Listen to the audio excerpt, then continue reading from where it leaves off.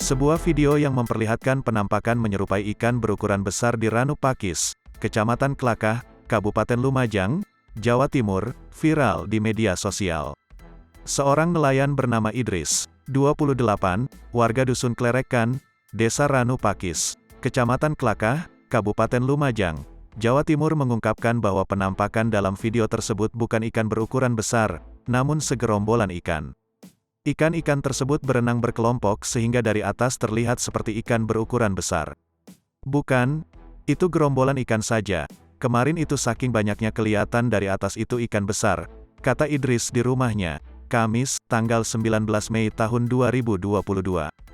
Idris yang setiap harinya memang bekerja sebagai pencari ikan di Ranu Pakis menuturkan, kejadian ikan bergerombol itu kerap terjadi dalam 2 bulan terakhir. Dia tidak menyalahkan warga yang menganggap bahwa ada ikan besar sebesar bas dan truk di Ranu Pakis, seperti kabar yang beredar di masyarakat. Karena menurutnya, jika dilihat dari jauh memang tampak seperti ikan berukuran besar. Ia kira-kira panjangnya 7 meter karena memang 3 gerombolan jadi satu. Makanya orang-orang bilang ikan sebesar bas, tambahnya. Idris yang menyaksikan secara langsung dari jarak dekat menjelaskan bahwa gerombolan ikan itu merupakan ikan mujair. Sedangkan, yang paling besar di bagian depan merupakan ikan gabus.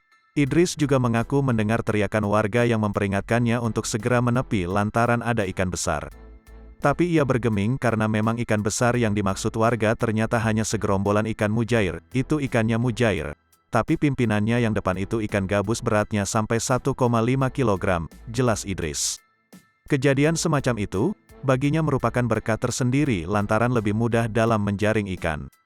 Ia mengaku saat ada ikan bergerombol, sebanyak 15-20 kg ikan bisa didapatnya hanya dalam waktu 1 jam berada di tengah danau. Itu ikan yang saya cari karena enak kerja bentar dapat ikan banyak.